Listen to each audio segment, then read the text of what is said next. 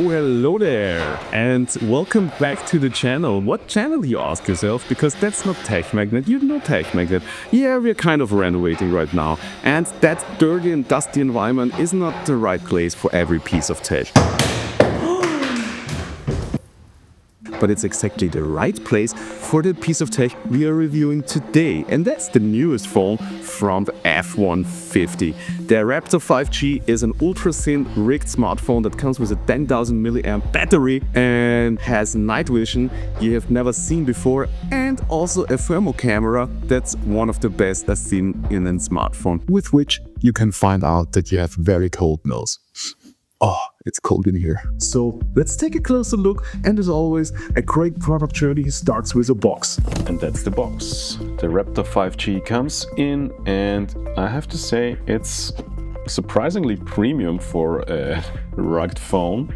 We have some nice foil job here on the side, and on the back we have some basic technical specs about the phone. We can already see here we have a full HD 120Hz AMOLED display. Nice, looking forward to that one. 16 GB RAM and 16 GB ROM, still quite big, and also 512 GB of storage. That's a great thing. CPU MediaTek D7050 5G battery, 10,000 milliamp hours. Wow, that's huge. Let's take a look inside. Open up that beautiful box, and here, straight to the point, we have a warranty certificate. I mean, it's a rugged phone. I hopefully I never need warranty because it withstands everything. So yeah. Then we have a screwdriver. We will find out soon what for. And a small but useful user manual in different languages, and so on and so on. Yeah, I think the basic stuff. Raptor 5G manual. Cool. What do we have here? We ignore the phone. We have a nice metal plate here. I wonder what this is for. But we come to that in a minute. Here, do you see that, guys? That's a freaking power brick. I love that.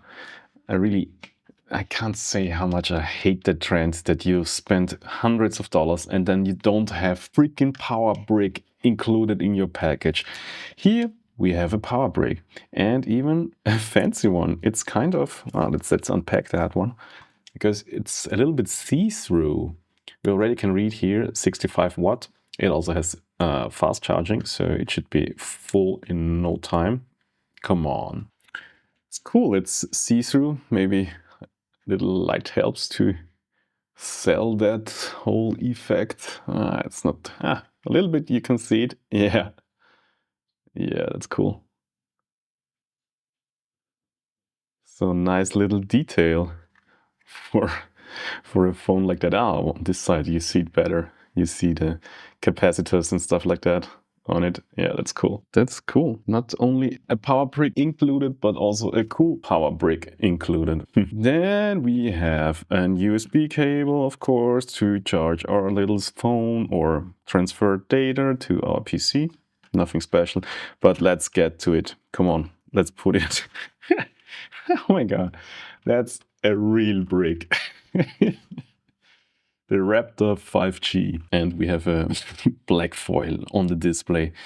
But yeah, first impression, it's lightweight, especially for a 10,000 milliamp hour battery. It's really sturdy. Yeah, and here you see the whole bunch of camera modules, quite good. What everything does, we will find out in a minute, which camera does what. And yeah, the little plate, you maybe guessed it, you can change that. And I'm not sure if that's the only reason why a screwdriver is included, but you can change that plate to your liking. And yeah, what else do we have here? A little secure class, I guess. Even more protection for our screen. We will peel that off and take a closer look at the phone itself. We have here a big camera module But the thermal imaging is the great selling point of that phone, so no wonder. We have here the thermal imaging, and we have the classic rear camera here. We have some infrared light here, so that's not a camera, that's a diode for infrared light. And we have the night vision camera here. These just regular flashlights on the side, rocker for the volume, of course, on the top. I'm not sure, but I will find out soon. It looks like we have a possibility here to control infrared devices, or maybe receive some infrared stuff. I don't know. We will find out in a minute. On the other side, our power button. On the bottom, we have the opening for the speakers, charging port, and our micro SD SIM card slot. I think it's possible to get it out with your nails. If you have longer nails, you don't need an extra tool for that. And here we have the SIM card tray. Everything's basic as we like it. You can either put 2 SIM cards into it or 1 SIM card and a flash drive. And yeah, so let's power it on. And the first time I powered it on, or when I finished the setup, I was really surprised by the screen. I mean, I think it even comes through the video how bright and how high resolution the screen looks. It's amazing. It looks more like a dummy phone, you know, from the store, where you have just a printed screen on a plastic dummy. But no, that's the real screen. It's really that bright and has that great viewing angles. The colors don't change a bit. That's something really great. And yeah, it's really the phone, so it's not printed, so it really works. Screen is responsive too, so there's nothing really to be desired. But I would say I talk more about the cameras and everything in the field, so let's get this phone dirty in the outdoors and let's see what all those modes are about. Of course, it's always fun to drop a rugged phone and then pick it up and drop it again. Yeah, so why not do it?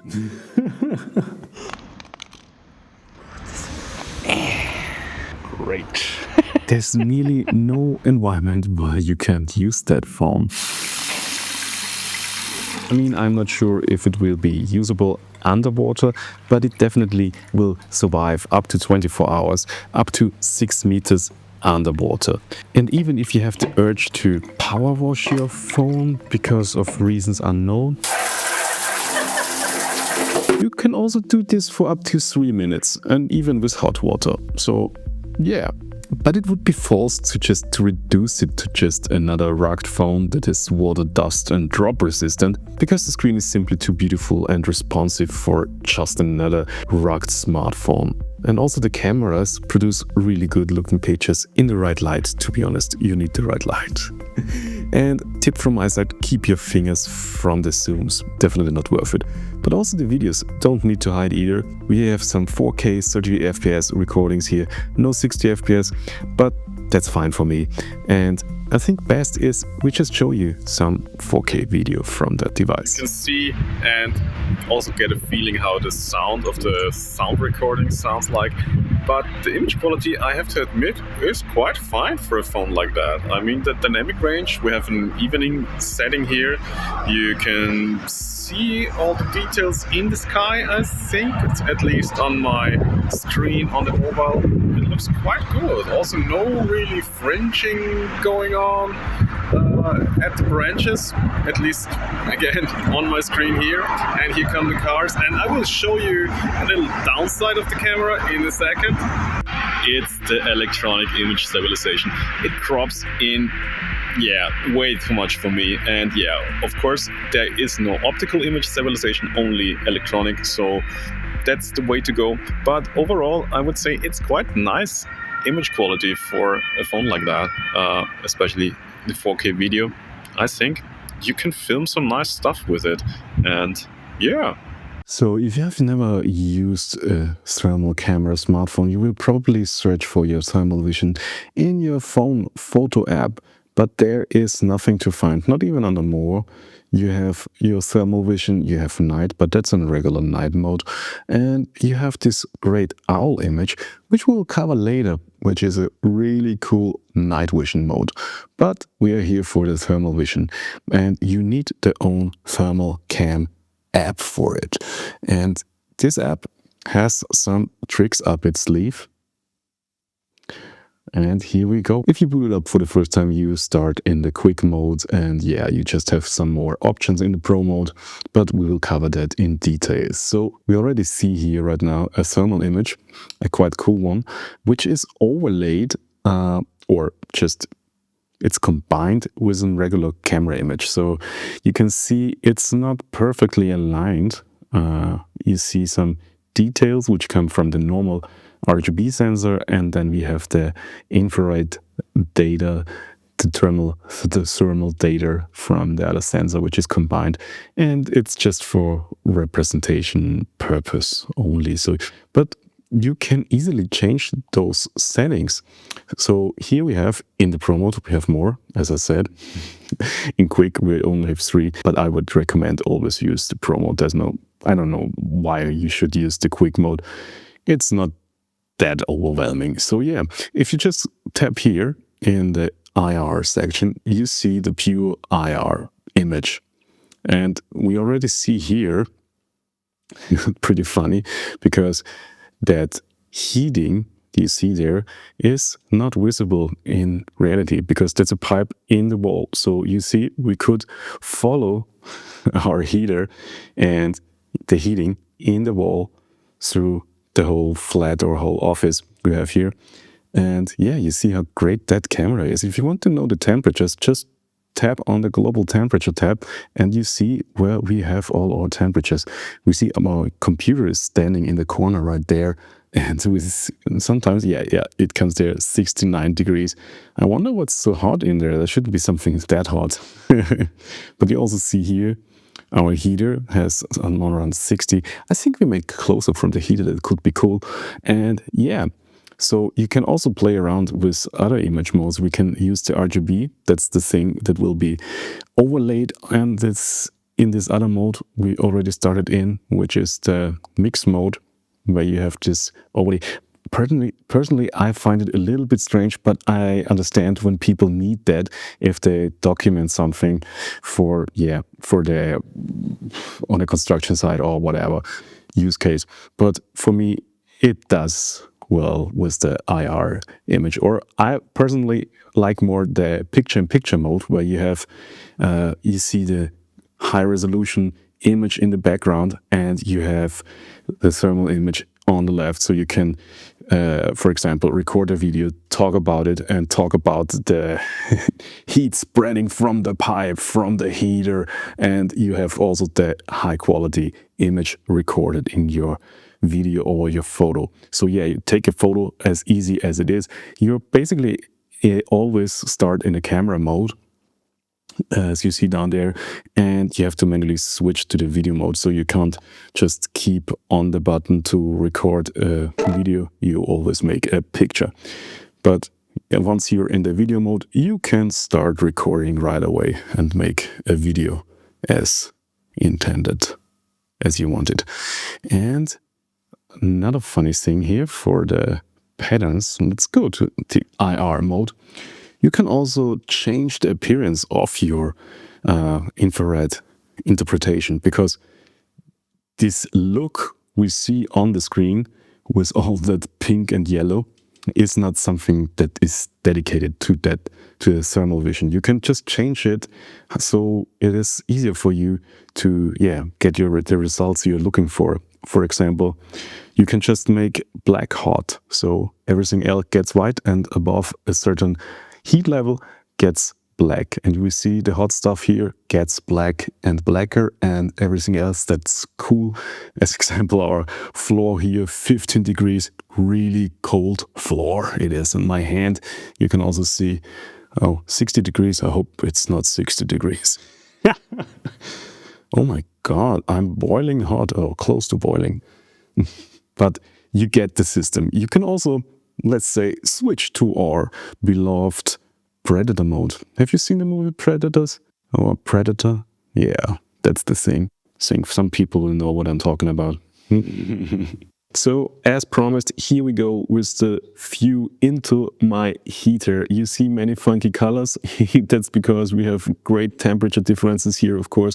There is some cold water coming in and it gets heated, so we have really high temperatures in there. And also you see what you can expect from the video quality recorded in this app. Not the image quality recorded by this phone, because if you use the camera app and make videos with it or use the night vision camera, you will have way better quality, video quality or photo quality than you will have in this app. I don't know why they use such bad quality here. I guess it's just for the compression and for processing, because yeah, it's more about the function and not about the style. So yeah.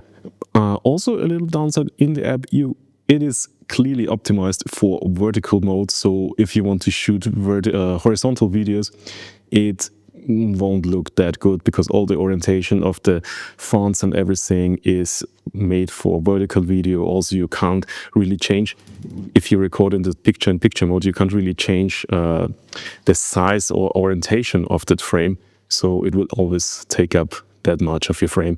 But this mode is more about function than style, and the function is really well. We see the camera clearly. We have not that much light in this room right now, and you can clearly orient yourself with the video frame and, I don't know, talk about the heating that's going on here and the hot air that's going up. And let's see about the pipe we saw in the video earlier.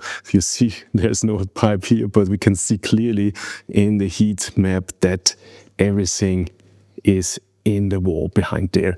Yeah, you can feel it. You can feel it. Funny, I never realized that there's a hot spot. But yeah, let's take a look at the night vision mode. And here we are in complete darkness, only seeing my surroundings through that 64 megapixel sensor of the Raptor 5G. And how is that possible? How can a night vision sensor be in a smartphone? Let's let you in a secret, but maybe let's find it out together, because it's quite fun. If you have a close look, I make a screen recording, so you also see how that all image mode works in the camera app. You have, I don't know why they even bothered inserting this black and white photo mode, but when I activate it, you will see the following, and you will see nothing, because we are in complete darkness. And here is my smartwatch crashing the party. Thank you for that. But you see, we are in complete darkness. And what does that mean? So basically, nearly every digital sensor could be a night vision sensor, because if you don't filter infrared light, then there would be the possibility to capture infrared light. And what a night vision camera like this has built in are some infrared diodes. It's so basically I'm running around with an infrared flashlight, so I can see it with my eyes, but the camera can capture it. You also realize maybe infrared light penetrates the skin different than UV light or the rest of the light spectrum. So I can see more veins here than you could see normally. But yeah, so basically you just turn off the infrared light then you switch to the black and white mode and have a little bit more contrast in your pictures. But also you can use the flash button, and if you deactivate the flash here, you're also sitting in complete darkness in your all image mode. So I don't know why they left this flash button in, but yeah, it is in. And you can't only record pictures with it, you also can record video. It's a little bit tricky. Normally that icon on the right top side is used for changing the camera to the front camera, but this just means switch the owl modes between pictures and video. So yeah, you see we have cropped in a little bit more, and now we can record video. You already see on the left side, 1080p is everything you get out of it, but it's fine for me. And you also have the possibility to stabilize that footage. Let's activate that option and see what's coming out here. Oh yeah, working really fine. And with this, we come to an end to a little overview about the Raptor 5G. For those of you who have seen some scratches or some cracks in the display in the video, I can assure you that thing survived without a scratch. And the only cracks you've seen in the video were because of the screen protector that got cracked, I think 10 minutes after I applied it. And I just kept it on, so yeah, we have more protection and it worked. You can see the screen is completely flawless. There's not one scratch in it, no pinch, and it's really amazing. So yeah, we have a very sturdy phone with a big battery. I think I charged it the last time 4 days ago, but to be honest, I didn't use cellular, but maybe that's also the use case for a phone like that you don't always use cellular and maybe it's just your secondary phone, not your primary phone. And yeah, 10,000 milliamp battery, thermal camera, night vision camera, everything works. Really bright and responsive display. I think it's a really good catch for that price especially. So we have a cool little phone. It feels weird to call it little, but for all the stuff that's inside and how sturdy it is, it feels kind of little to me. I don't know, it's just a feeling. But yeah, I liked that phone and I had a lot of fun making this video. So if you liked that video, maybe give it a like, follow the channel, hit the bell button so we can see each other next time. And so long, I wish you a beautiful day and have a good one.